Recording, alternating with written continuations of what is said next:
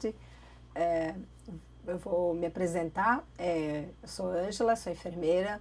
Eu trabalho no Telesaúde e na gerência de atenção básica. Mas hoje aqui eu estou vindo representar um grupo de pessoas que trabalhou na construção da linha de cuidado do sobrepeso e da obesidade no estado de Santa Catarina. Então, eu vou, no decorrer da minha apresentação, eu vou falar sobre como a gente fez essa linha de cuidado, e a ideia agora é disponibilizar um pouco mais de informação sobre a linha, para poder que os municípios e os prestadores de serviços envolvidos nessa linha de cuidado possam prestar uma melhor assistência de saúde a essa população. Podemos começar, né? Então, a ideia dessa web, ela surgiu exatamente isso, de a gente passar como que foi, né, como está sendo a experiência da construção da linha de cuidado no estado. E qual é o objetivo dessa construção da linha? É organizar os serviços, né, dentro de uma rede de serviços por região ou por macro-região, e somando todos os cuidados de todas essas regiões, faria a linha de cuidado do estado todo. Então, essa linha de cuidado a gente se baseou em mudanças, né? Vocês que já conhecem, o Ministério da Saúde, ele edita periodicamente novas portarias. Então, a gente já tinha uma rede de cuidados para a pessoa com obesidade, mas sempre que tem uma nova portaria, o Ministério da Saúde solicita que os prestadores de serviço e os municípios façam uma nova habilitação, que se habilitem a esta nova portaria.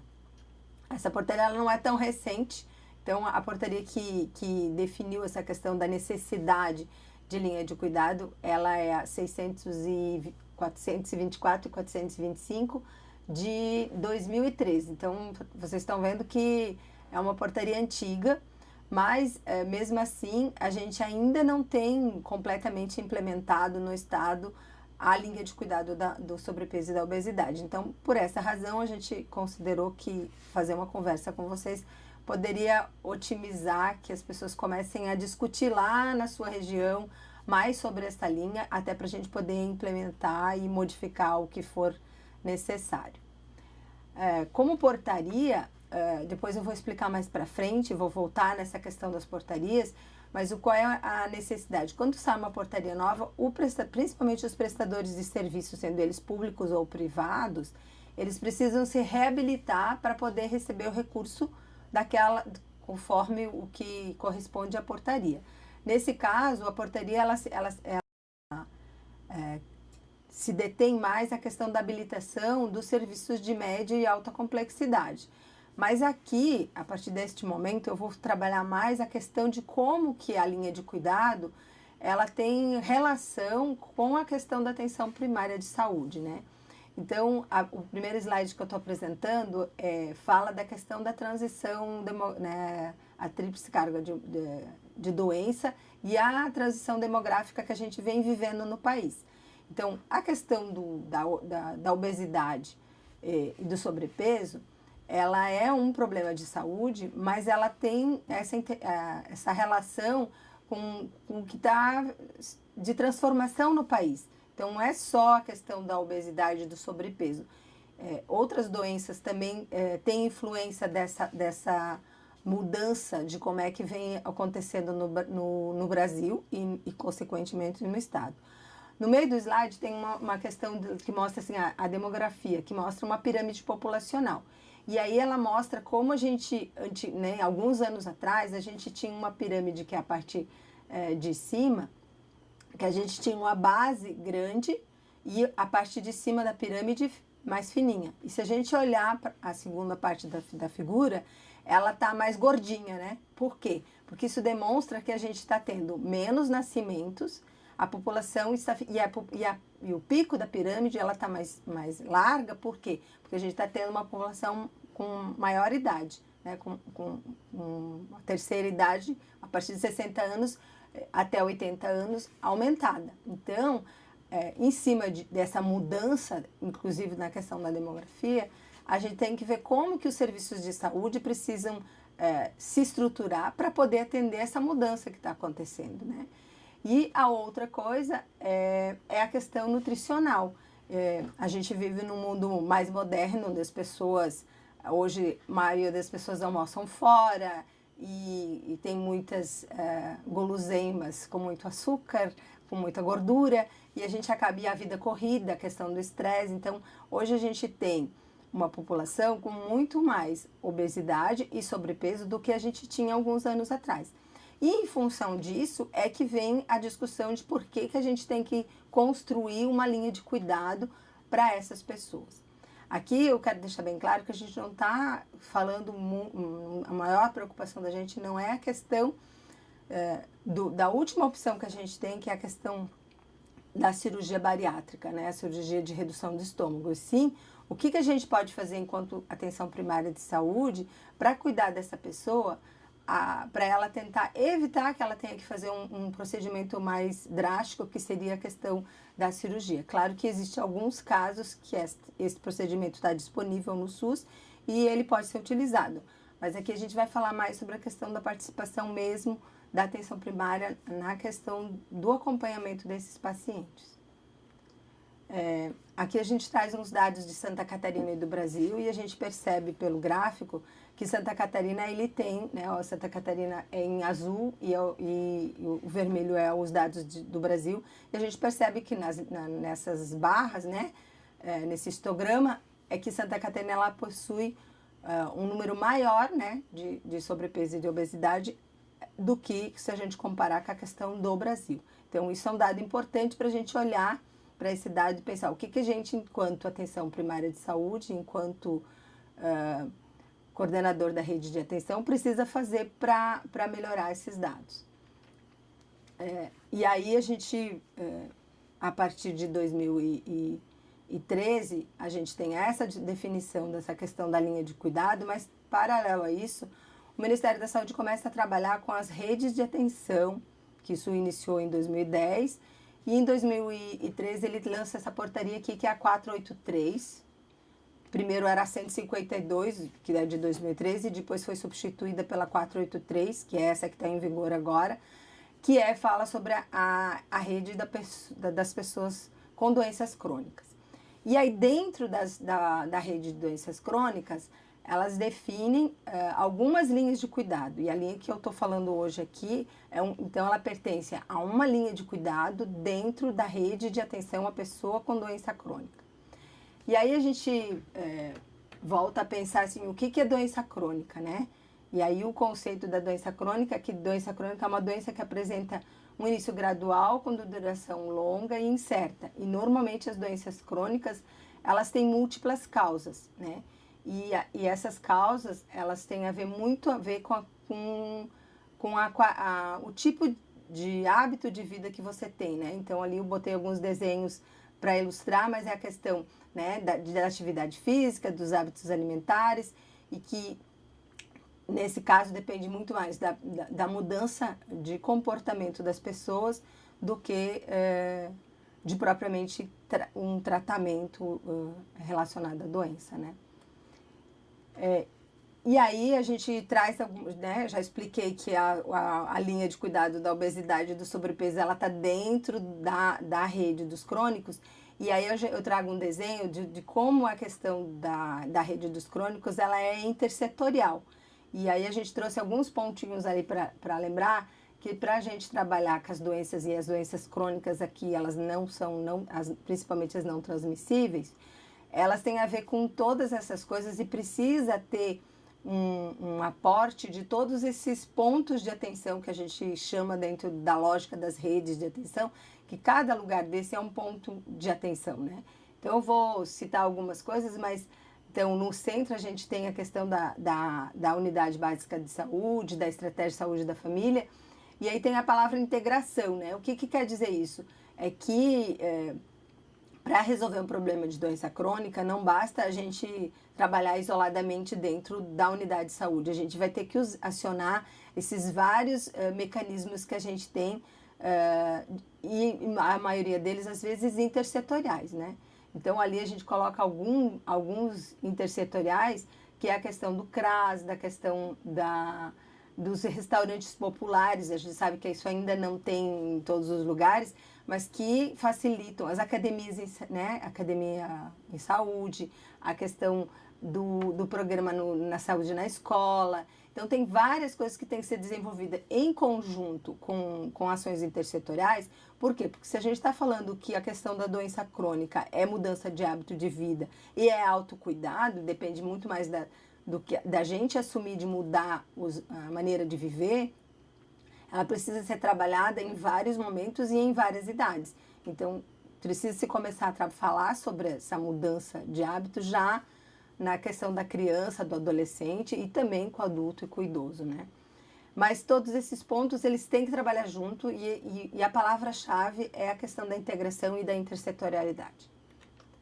Eu já disse que dentro da rede dos crônicos, né, essa portaria, ela trabalha com algumas linhas. Hoje eu vou falar sobre uma das linhas, mas quais são as prioridades que o Ministério estabeleceu nessa portaria da rede dos crônicos? Os renovasculares, a obesidade, o câncer e as doenças respiratórias. Como que a gente constrói uma linha de cuidado? A linha de cuidado, para todas as linhas, ela segue a mesma lógica. Então, a gente trabalha com a questão de definir como que vai trabalhar na atenção básica, no componente que a gente chama de componente, né, da atenção especializada, e dentro da atenção especializada ela é subdividida na questão ambulatorial, né, ambulatorial especializada, o componente hospitalar e o componente da urgência e emergência.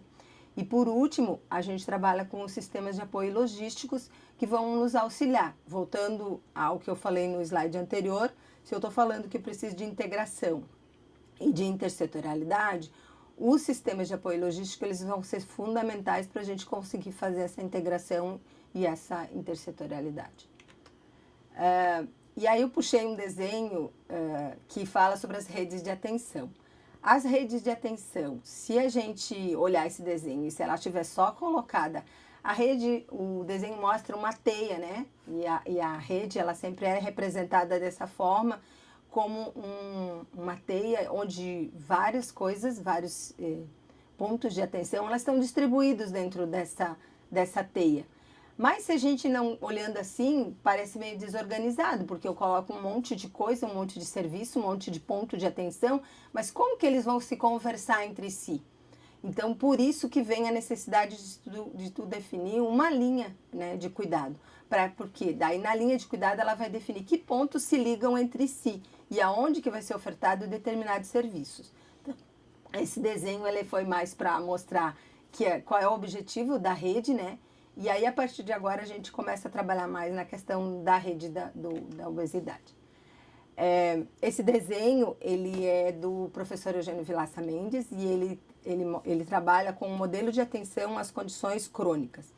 E para construir esse modelo, tem 3 figurinhas na parte de baixo do slide, que que eles trabalharam. Eles juntaram 3 modelos para construir esse modelo de atenção à pessoa com condições crônicas.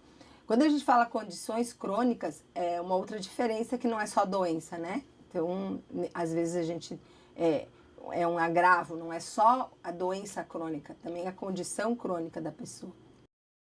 E aí, nesses 3 desenhos abaixo, ele juntou o modelo da determinação social, o modelo da atenção crônica, que é o do meio ali em azulzinho, que ele é um modelo bem antigo, ele já foi construído em 1998, e a pirâmide, que é o modelo pirâmide de risco. Baseado nesses 3 desenhinhos, ele construiu o modelo de cima, que eu vou falar um pouquinho mais detalhadamente sobre ele. O que quer mostrar esse desenho? Que no primeiro nível, ele puxa a questão daquele desenho ali do coloridinho do lado direito do slide, que fala da determinação social da doença. Então, nesse nível ali, ele trabalha mais com a questão da promoção e da prevenção. Então, a pessoa, nesse nível ainda, ela não está com nenhum agravo ou nenhuma doença crônica, né? Intervenções de promoção de saúde. No nível 2, ele já faz também mantém a história da promoção e da prevenção. E a partir do terceiro nível é que a gente estaria trabalhando com populações já com algum agravo de doença. Então, o nível 3, o nível 4 e o nível 5 é o que a equipe teria que estar atuando mais efetivamente. E por que daí ele no nível 3, no nível 4 e no nível 5 ele divide? E aí vocês podem perceber que os retângulos, né, eles começam a diminuir de tamanho. A ideia é que a gente, no primeiro nível, que ele é a base de tudo, a gente tem toda a população. E aí a grande atuação da atenção básica em fazer medidas de promoção e de prevenção. E essas seriam medidas para todo mundo, que é aquelas ações intersetoriais, de a gente trabalhar em conjunto com o PSE na escola, para trabalhar na questão de uma alimentação saudável já dentro das escolas e das creches e tudo mais, para a pessoa já crescer tendo esses hábitos, né, alimentares. Já no segundo nível a gente trabalha já com alguns riscos e a partir do terceiro nível eu posso ter já associado alguma doença crônica a partir do terceiro nível. E aí nesse terceiro nível ele vai diminuindo as populações. Eu tenho menos gente para cuidar do ponto de vista de estar doente já, de ter alguma patologia, do que eu tenho no primeiro nível. Então essa é a ideia que o professor Eugênio Vilaça passa nesse desenho, que aí enquanto atenção primária de saúde, a gente tem que se organizar e saber quantos eu tenho dentro da minha estratégia de saúde da família ou do meu município, que seria classificado dentro desse nível 3, ou do nível 2, ou do nível 1.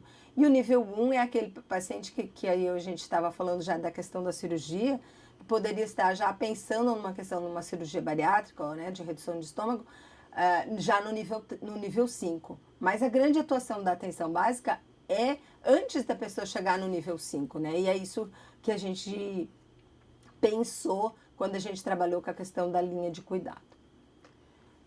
E aí eu vou ficar principalmente falando na questão do componente da atenção primária de saúde. Então, quais são, na linha de cuidado, que ela define como ação da atenção primária de saúde? Primeiro, realizar a vigilância alimentar e nutricional, e aí a gente volta lá para a questão, né, de a gente acompanhar as crianças, de acompanhar os adolescentes, de acompanhar a gestante, de acompanhar o adulto e o idoso dentro da linha de pesar, de medir, de acompanhar, de saber quem é que está com sobrepeso, de quem está já com obesidade ou quem está com uma obesidade mórbida, né? Então, alimentar o banco de dados, né, do CISVAN, que é a Vigilância Alimentar e Nutricional. Então, essa é a principal ação, né, dentro da atenção primária de saúde. A segunda, que também ainda estaria no nível 1 ali, a questão de realizar as ações de promoção de saúde e prevenção do sobrepeso. E aí, a partir do C, seria o apoiar o autocuidado. O que é o autocuidado? É orientar a população para ela fazer, cuidar da sua saúde, né? Ela mudar hábitos de vida, né? Recuperação de peso saudável. E a partir da letra D, ela coloca a questão de prestar assistência terapêutica multiprofissional. Então, nesse momento, é que a gente trabalha em conjunto já, juntando outras equipes que trabalham dentro do município e que precisam apoiar esse paciente, esse usuário que está com sobrepeso, né? Que é a questão de um paciente que está com IAM entre 25 e 40, ele ainda fica dentro do cuidado da atenção primária de saúde. E para quem ele precisa ter de apoio nessa unidade?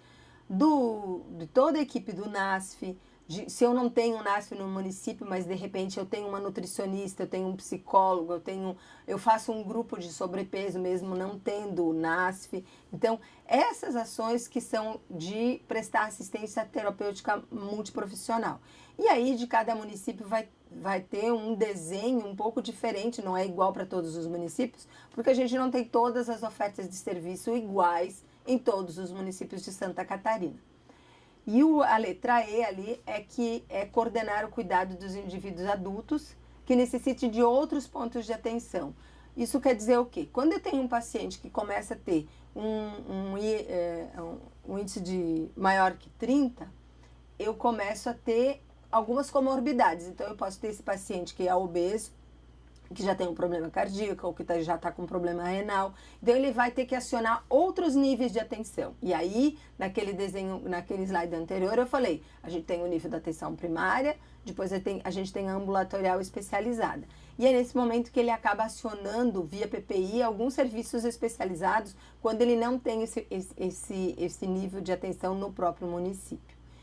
E, por último, no F e no G, que é a questão de prestar assistência terapêutica multiprofissional, quando ele está na atenção especializada, mas ele não deve perder o vínculo com a atenção primária de saúde. Então, ele precisa retornar, mesmo que ele faça uma consulta via PPI ou que ele vá via consórcio para fazer uma consulta com o especialista, ele deve ter o retorno e continuar sendo acompanhado pela equipe multiprofissional, pelo NASF, dentro do município.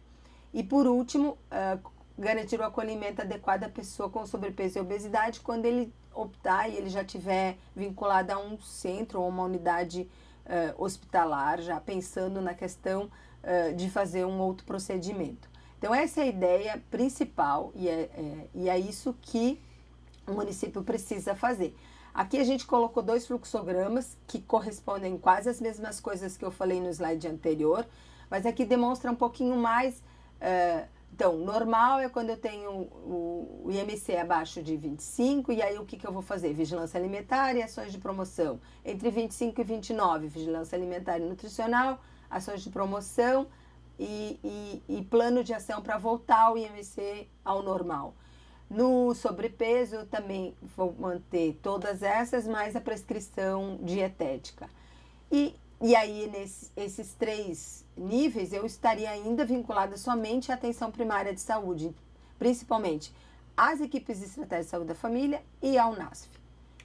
Se eu tiver já com uma obesidade, eu não perco o vínculo, mas eu posso já ter alguma prescrição dietética e ter um comprometimento já usando alguma medicação, né? E o IMC entre 30 e 40, eu ainda estou na atenção primária de saúde, mas eu já preciso de um acompanhamento,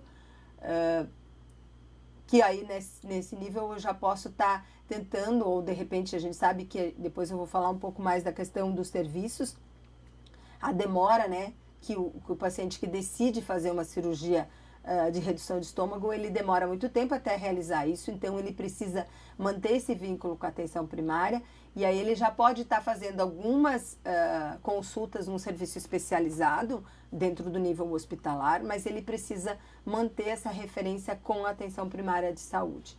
E no último, entre 35 e 40, se caso ele resolver fazer realmente a cirurgia, a gente vai ter que fazer o acompanhamento pré e pós-operatório da cirurgia para a redução de estômago.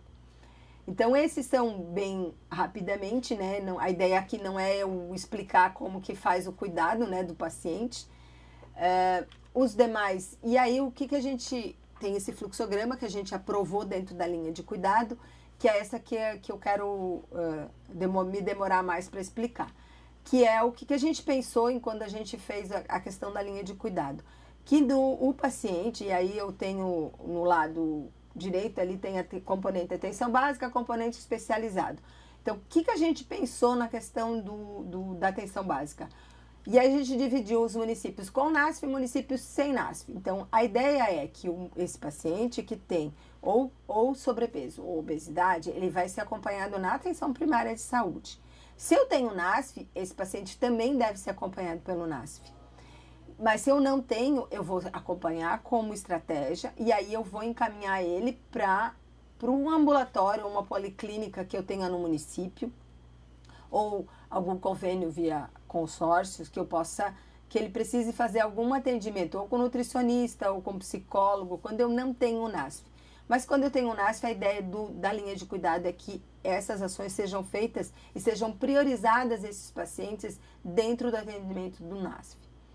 E a partir disso, se houver necessidade, ele pode ser acionado via PPI. No lado esquerdo, tem um quadrado aqui bem grande que diz assim, deverá ser acompanhada na atenção básica com registro e prontuário de todas as intervenções. O que quer dizer isso? Dentro da portaria, para mim encaminhar um paciente para ele fazer um atendimento já numa unidade hospitalar especializada para fazer uma cirurgia, eu preciso ter esse paciente acompanhado pela atenção básica durante pelo menos 2 anos. E aí eu preciso, e é isso que eu quero que vocês organizem nos municípios e reforcem com as outras pessoas que não assistiram à web, que é necessário vocês registrar no prontuário todos os atendimentos que vocês fazem a esse paciente. Que atendimentos são esses? Se ele for atendido pela nutricionista do NASF, ou psicóloga, ou fisioterapeuta, ou ele participa de um grupo de obesidade, de controle de peso, que tem vários nomes, né, nos municípios, ele tem que ter um registro no prontuário dizendo, participa do grupo de controle de peso. Semanalmente, quinzenalmente, tem que ter esse registro. Não basta só participar do grupo e não ter registro nenhum no prontuário. Se ele participa de consultas, interconsultas ou consultas médicas, consultas de enfermagem, consultas com nutricionista, consulta com psicólogo, ou essas consultas elas são discutidas em reunião como uma discussão de caso, precisa ter esse registro. Por quê? Porque para o paciente, se ele resolver que ele vai fazer um tratamento cirúrgico, ele precisa comprovar que ele tentou diminuir o peso por 2 anos e que ele foi acompanhado pela equipe da Estratégia de Saúde da Família, pelo NASF ou através do consórcio. Se mandar consulta especializada no consórcio, tem que ter uma anotação no prontuário, que esse paciente foi encaminhado via PPI ou via consórcio, que realizou consulta com endócrino, que realizou consulta com cardio.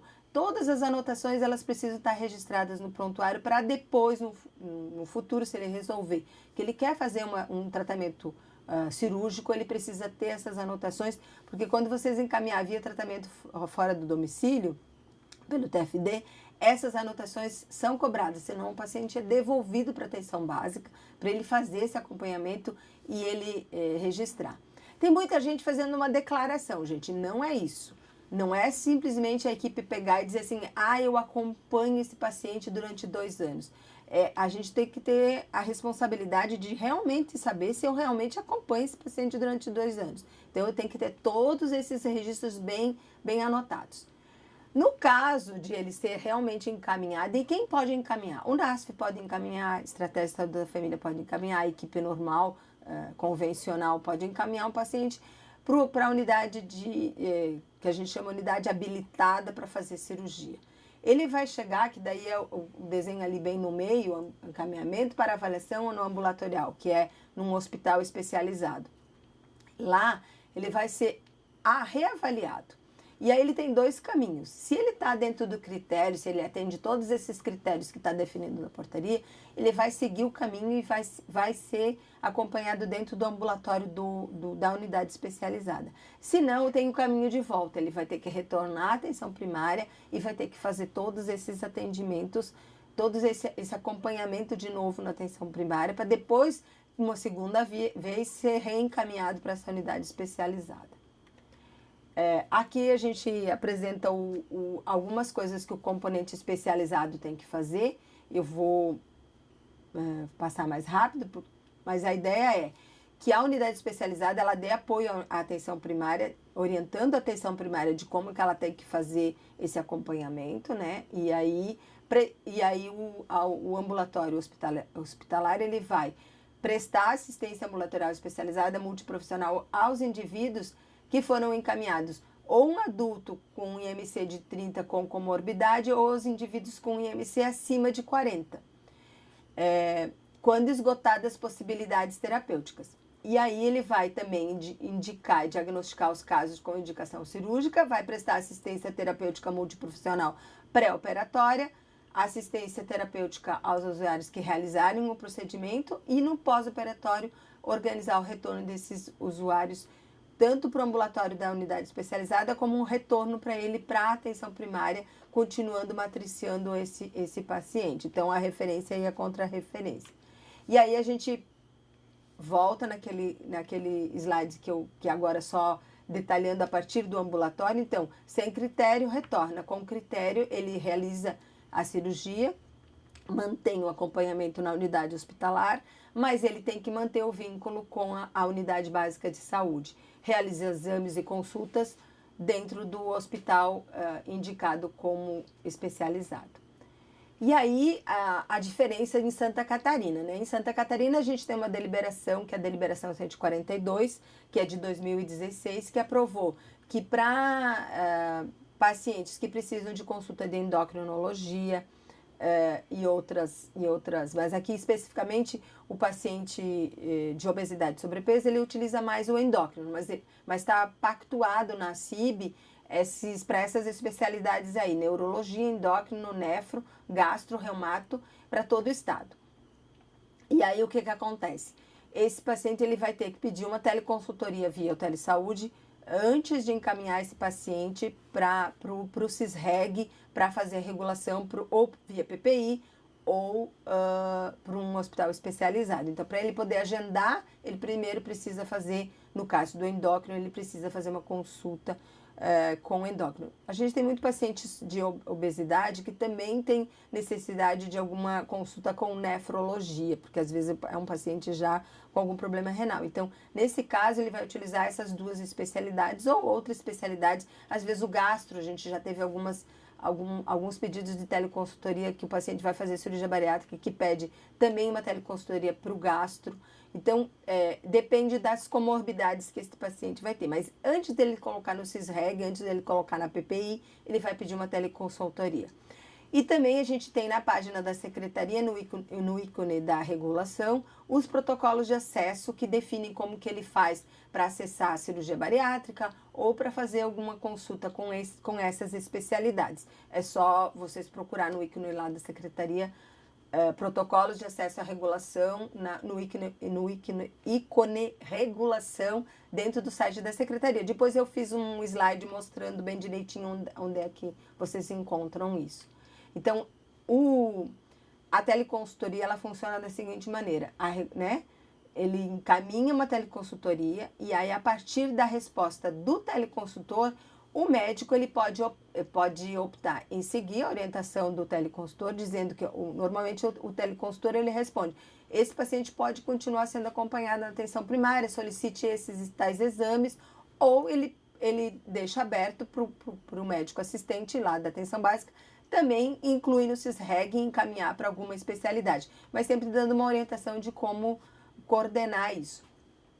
Nesse caso, a gente tem 2 pilotos que eu vou seguir aqui, dando como exemplo, que é Jaraguá do Sul e Joinville, que tem uma regulação própria do próprio município, e como eles têm um hospital de referência, que é o Hans-Dieter Schmidt, que é o que faria o procedimento cirúrgico, sempre os endócrinos, tanto de Joinville como de Jaraguá, que presta assistência para todos os municípios da região de Jaraguá, na própria teleconsultoria, eles colocam que pode ser encaminhado para o serviço do hospital regional. Então, os endócrinos que fazem a teleconsultoria para esses municípios já também dão orientação. Os demais, quem responde é o teleconsultor do estado, e ele também, às vezes, dá alguma orientação com relação à cirurgia, né, já dentro da teleconsultoria.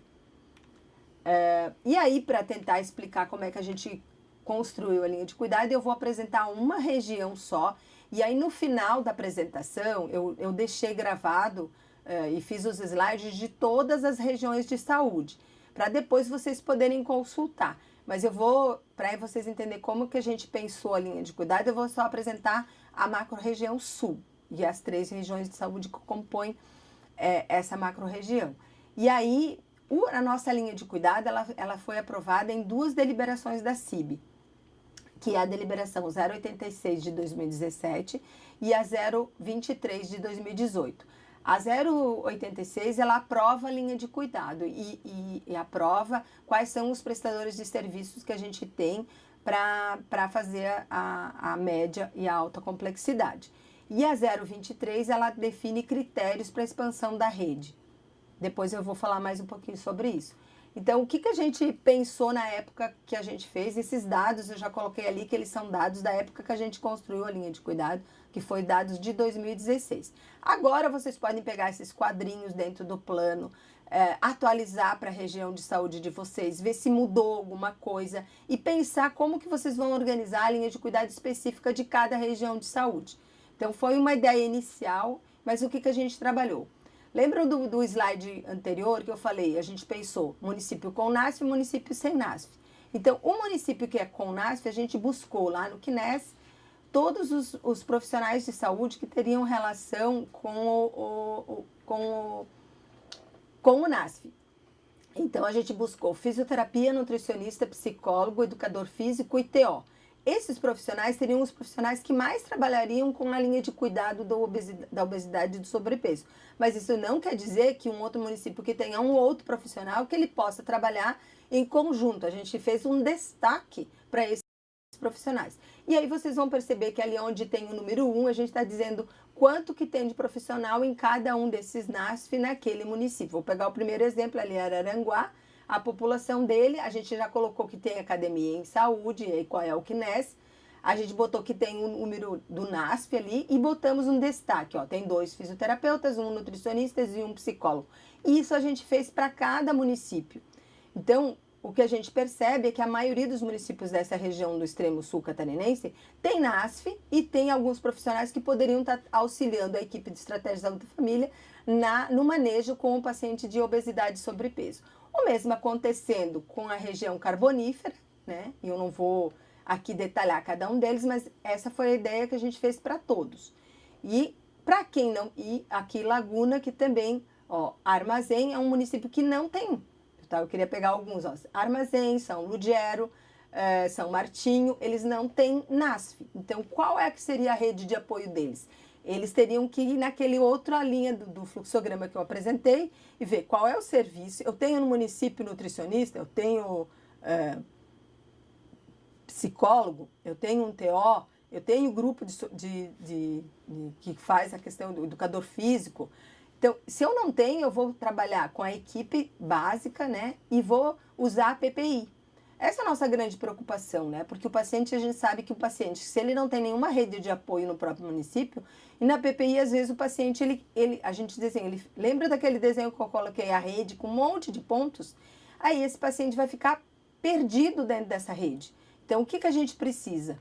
Usando de novo os critérios da atenção primária de saúde, a equipe se corresponsabilizar por esse paciente. Isso quer dizer, se eu tenho um paciente que ele não tem rede de apoio de NASP no município, e eu encaminhar ele via PPI, sei lá, ele tem uma comorbidade, ele precisa de cardiologia, e ele se perde dentro dessa rede, eu não sei dele, eu nunca mais procurei ele, então eu tenho que monitorar esse paciente, porque senão o que vai acontecer? Vai passar um tempo e ele vai voltar para mim já com um nível de agravamento da patologia dele muito maior do que quando eu encaminhei a primeira vez. Então essa é a ideia, e aí por isso a gente pede que vocês peguem esse material, que discutam no CIR, que melhorem o material, a gente está aberto a toda essa questão. E aí o componente hospitalar, e aí essa nossa grande tragédia, né, que a gente vem trabalhando buscando prestadores para aumentar o número de hospitais que fazem cirurgia bariátrica. E aí a gente tá ali o desenho, ó, vocês podem ver que são 4 cores, né? A gente tem todo o Grande Oeste, o Meio Oeste, o Planalto Serrano, vinculado ao Planalto Serrano. Então, o cara que mora lá em Dionísio Cerqueira, ele vai ter que vir fazer cirurgia bariátrica em Lages. Isso é um desenho muito longo, muito difícil, não funciona. Mas a gente tem que mostrar o que a gente tem. Hoje, habilitado pelo Ministério da Saúde, numa portaria antiga, eles têm que se reabilitar pela nova portaria. A gente tem o Teresa Ramos, que é em Lages, que atende de Lages a Dionísio Cerqueira, né? Então, vocês vão deduzir com isso que a lista nossa de espera para fazer cirurgia bariátrica é muito grande. A mesma coisa acontecendo lá na região lá em cima, né? Que está em laranja, que é a região do Norte e Nordeste, né? O Planalto Norte e o Planalto e o Nordeste, que tem um prestador de serviço, que é o Hospital Hans-Dieter Schmitz, e que atende toda essa região. O verdinho, que é a região ali do Vale e da Foz, né, que pega ali de Rio do Sul até Balneário Camboriú, e que a gente tem um prestador em Blumenau, que é o Hospital Santo Antônio. E a região que está em amarelo, a gente tem a Grande Florianópolis e toda a região sul, que tem dois serviços, o HU e o Hospital Regional Homero de Miranda Gomes. Então, qual é a nossa grande discussão? A gente precisa ampliar essa rede. Não que a gente quer ampliar o número de cirurgias, mas hoje as nossas listas de espera são muito grandes e pelo número de de prestadores, ela não funciona, né? A gente tem pacientes muito tempo. E aí o que acontece? O paciente que está em maior urgência, ele vai passando na frente e é ele que vai estar sendo acionado. E aquele paciente que decidiu que quer fazer uma cirurgia, ele às vezes não consegue fazer porque ele não consegue chegar no serviço. Também a gente tem dificuldade. Como é que eu vou fazer um paciente vindo de Dionísio Cerqueira para fazer exames na unidade de referência em Lages? Ele acaba tendo que fazer os exames na própria região, né? Porque ele não tem um vínculo muito grande com o hospital, é muito longe o hospital. Então, a gente quer que, pelo menos, em cada macro-região de saúde, a gente tenha um prestador de serviço para melhorar esse atendimento especializado. Essa tabela, ela está disponível dentro do plano, não vou me deter, mas assim, hoje, o que a gente fez? A gente buscou os hospitais, porque assim, fazer cirurgia bariátrica, a gente criou 2 critérios que são os critérios mais importantes para definir quem pode entrar na rede, que é já ter tomógrafo e ter UTI, porque para fazer uma cirurgia a gente precisa ter UTI disponível. Então aqui a gente mapeou quais são os hospitais que tem, isso não quer dizer que ele pode ser, porque o tomógrafo, também alguns tomógrafos que a gente tem são tomógrafos antigos e que a gente não consegue fazer tomografia para paciente com mais de 150 quilos. Então, eles teriam que se fazer adequações.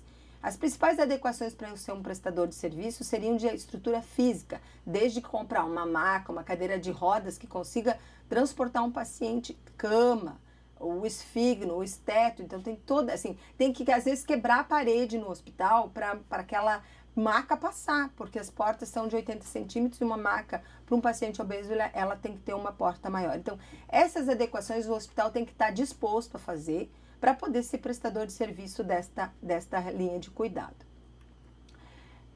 E aí, eu coloquei aqui algumas medidas que é do material do portal Em Foco, que diz assim, ó, que plano de ataque a gente teria que fazer para diminuir as doenças crônicas, né?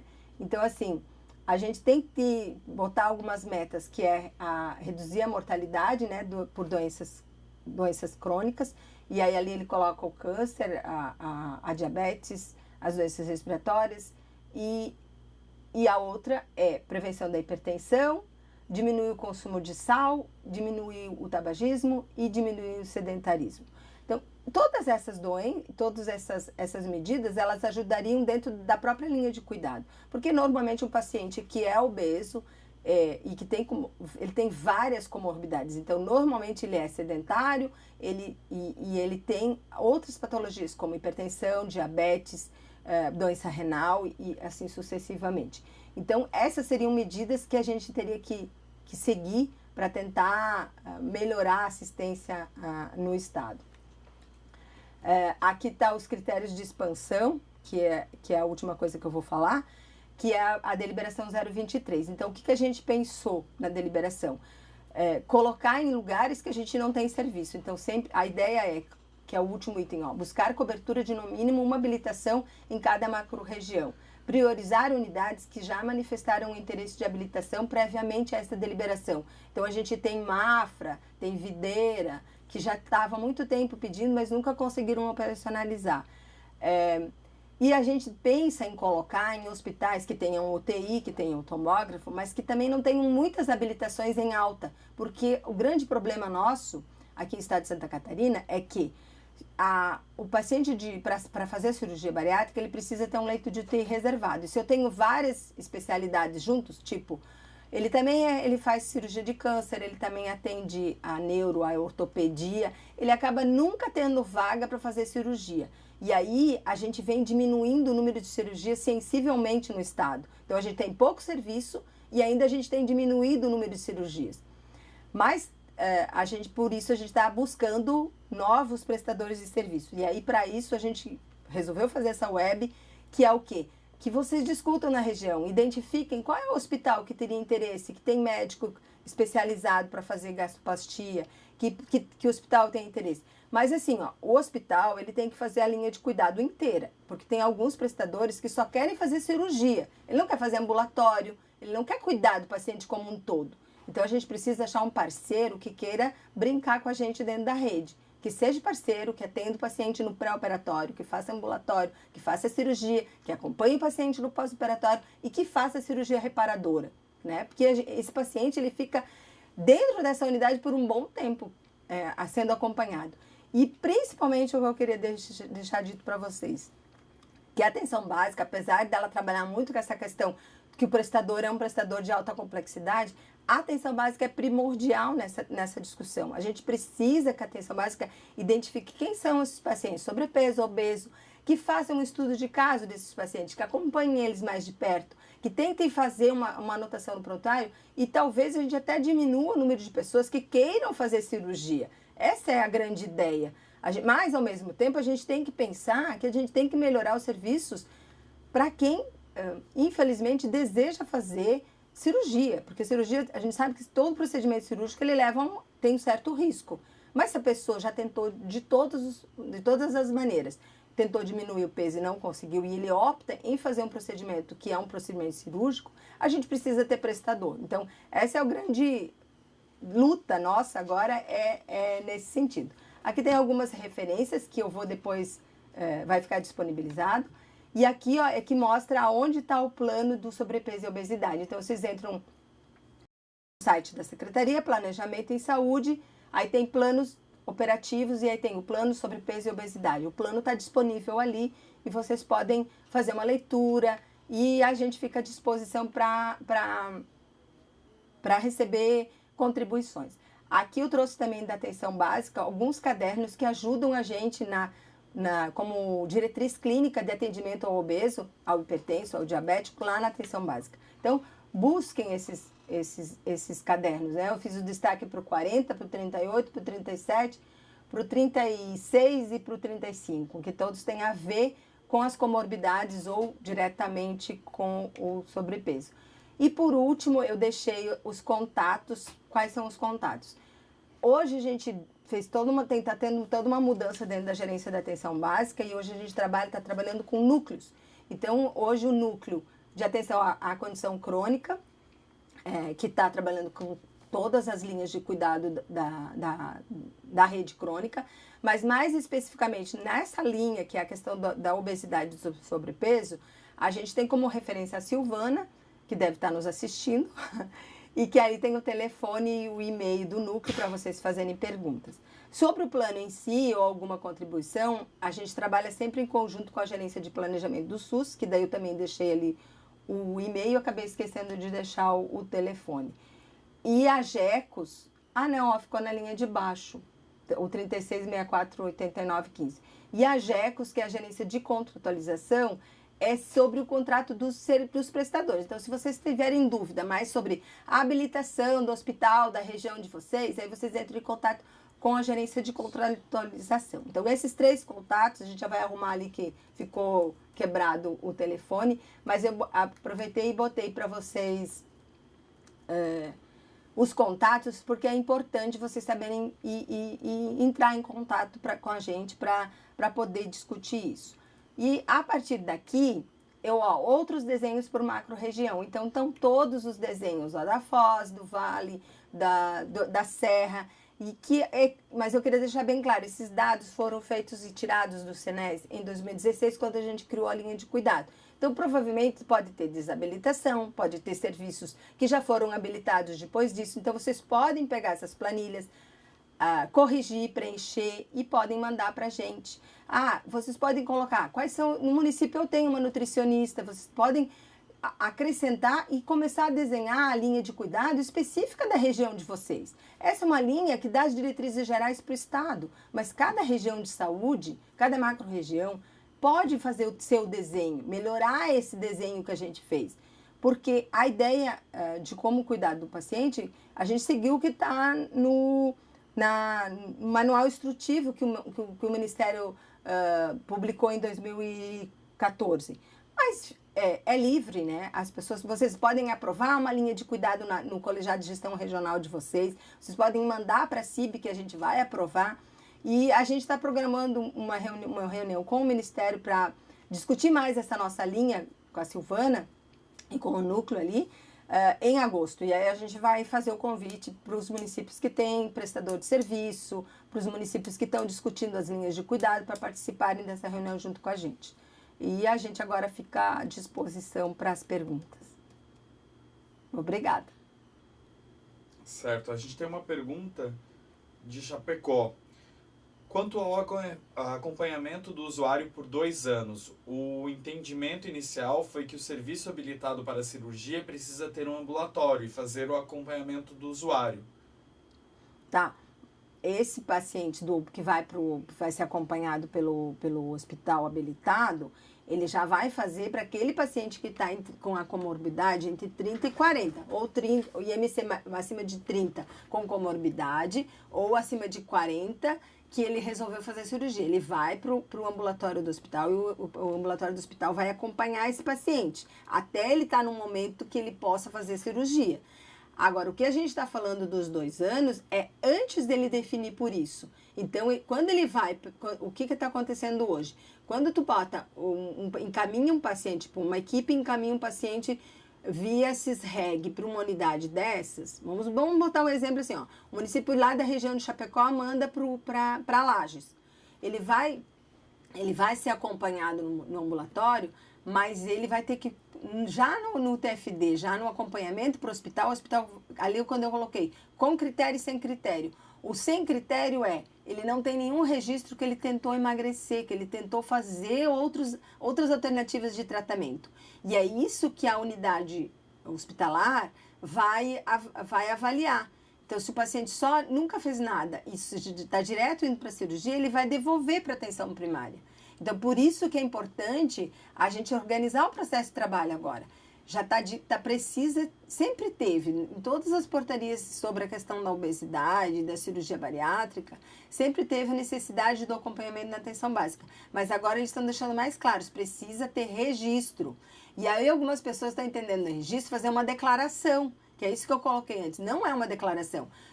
Você tem que fazer um histórico, ó, paciente acompanhado aqui na unidade, já faz consulta médica mensal, já participou de grupo, a gente tem registro em prontuário, contar a história para a unidade de referência. Por quê? Porque, gente, assim, ó, a grande discussão não é simplesmente fazer cirurgia, se ele nunca foi acompanhado por psicólogo, se ele nunca foi acompanhado com nutricionista, ele vai fazer cirurgia e vai voltar e vai ter os mesmos problemas que ele tinha antes. Então, por isso, hoje a gente está exigindo mais a questão do acompanhamento. Agora, quando ele vai para a unidade especializada, sim, o ambulatório especializado é responsável por fazer os exames e acompanhamento e as consultas, tanto no pré, até ele tá possível de operar, como no pós. Que é isso que algumas unidades hospitalares não entendem. Elas acham que elas têm que receber o paciente prontinho e que ela só vai fazer cirurgia e vai devolver o paciente para atenção primária, para o município. Então, não. O ambulatório dessa unidade, ele tem corresponsabilização, sim. Ele tem, e ele ganha financiamento específico para fazer um ambulatório, tanto do pré como do pós. Certo. Aí só o pessoal de Chapecó tinha complementado, o acompanhamento feito pela atenção básica já consta como acompanhamento para cirurgia? Sim, mas tem que ter registro. Só o Chapecó fez mais uma pergunta. Para fechar critério para cirurgia bariátrica, o usuário precisa fazer 2 anos de acompanhamento e perder 10% do peso, certo? É a pergunta. Não precisa ser no ambulatório de especialidade, então. Pode ser na atenção básica. Pode. Exatamente isso. Ele tem que já comprovar. Ele pode ser que aquilo que eu botei lá no fluxograma. Ele pode ter ido, vamos supor, ele faz uma consulta no hospital. O hospital diz assim: não, você tem que, pelos critérios lá da portaria, eu não sei todos os critérios decor, mas assim, alguns critérios mudaram. Que ele não pode estar descompensado das comorbidades dele. Às vezes ele está com todos os critérios certinhos, mas sei lá, tem diabetes e está descompensado. Aí o hospital vai devolver, não vai dizer, primeiro tu tem que fazer acompanhamento com endócrino, fazer tudo isso para depois voltar. Então ele vai e volta entre a atenção básica e a unidade. Mas no momento que ele entrou na especialidade, ele está lá, ele está registrado como paciente daquela unidade. Pode ser que a unidade devolva ele para a atenção básica para ele fazer algum procedimento e depois ele retorne. Às vezes, o hospital vai avaliar, ele não está no critério da portaria. E aí vai devolver para a atenção básica. Ó, você não me provou que você fez o acompanhamento por 2 anos da atenção primária. Então, tu vai voltar, vai participar dos grupos, vai fazer todo esse registro e depois o pessoal vai recolocar ele de novo para uma nova consulta na especializada. Essa é a ideia que está na portaria como critério. Aí tem mais uma pergunta de Chapecó. Quanto ao financiamento, alguma novidade? Com aqueles valores propostos na portaria fica difícil. E ela agradeceu. Então, esse é um problema sério, mas assim, o que hoje a gente define, né? Hoje a cirurgia, ele tem todos os exames e ele tem um aumento nessa portaria nova, por isso que os atuais, eles têm que se reabilitar, porque o que está acontecendo? O pessoal reclama do valor, mas se eles não se reabilitarem nessa nova portaria, que é a 424, 425, que agora foi para consolidada, 2, eles continuam ganhando o valor antigo. Então, por isso que quem tem prestador, que nem Lages, Joinville, Blumenau e os 2 da Grande Florianópolis, eles têm que se reabilitar naquela portaria para eles ganhar um plus em cima dos exames, porque nessa portaria ela traz um plus em cima dos exames. O valor da IH continua o mesmo, né? Ele tem o valor da IH. Mas o que essa portaria traz de diferente é que ela definiu um número de exames no pré e no pós-operatório e traz um plus de quem estava trabalhando com a portaria antiga. O valor, ele tem um plus em cima dos exames complementares da cirurgia, tanto do pré como do pós, e aí tem uma certa vantagem. A gente sabe que é complexo, né? Porque o recurso é pequeno, mas a gente espera que algum hospital realmente tenha interesse. E aí é tudo uma questão de negociação, né? A gente pode levar, tipo, o valor é muito pequeno, vamos começar então a discutir isso, não conseguimos prestador, vamos levar isso para a CIR, vamos levar isso para a CIB, vamos ver se existe alguma possibilidade de cofinanciamento. Neste momento, a gente não tem previsão nenhuma de cofinanciamento pelo Estado, mas eu não tô fechando questão, né? Porque o que a gente precisa é fazer a discussão. Hoje a gente não tem prestador interessado, né? Tem alguns municípios agora que já encaminharam alguns pedidos, mas a gente está avaliando. Acho que parece que Brusque encaminhou o pedido, né? E com isso resolveria um pouquinho o problema do Vale, que só está com o Santo Antônio. Mas a gente tem que ter muito cuidado e acho que estimular para os prestadores pelo menos ler a portaria, ver o anexo da portaria, ver o que a portaria pede, ver se ele tem condição de ser e estimular. Vamos ver se a gente consegue algum prestador. Mas a ideia do Web Mais era mais para sensibilizar que a atenção básica faça um plano de ação para o trabalho com a obesidade na própria atenção primária. A gente sabe que a questão especializada é importante também, mas a gente quer focar mais na questão da atenção primária. Tá certo, então. O pessoal de Chapecó parabenizou você, Ângela. Se você quiser fazer um encerramento, só para a gente fechar a nossa atividade, fica à vontade. Não, mais uma vez agradecer, né, as pessoas que puderam assistir. Eu acho que a vantagem da gente fazer uma web é que esse material fica gravado e isso possibilita que as regiões possam discutir isso depois e escutar e a gente fica à disposição para esclarecimentos, né? É claro que o que eu estou apresentando aqui não foi uma construção minha, né? Foi uma construção de um grupo, a gente fez um grupo de discussão, fizemos várias reuniões, discutimos bastante, levantamos bastante dados para chegar a uma conclusão de que caminho a gente podia seguir. É claro que a gente está aberta a sugestões e a gente torce, né, que algumas regiões realmente construam, melhorem a linha de cuidado, como a gente definiu, né? Faça uma discussão dentro do seu colegiado de gestão regional. Que outras coisas a gente pode acrescentar nesse quadrinho? Que outros serviços que a gente tem? Sei lá, quais são os serviços que eu aciono quando eu tenho um paciente com sobrepeso ou obesidade?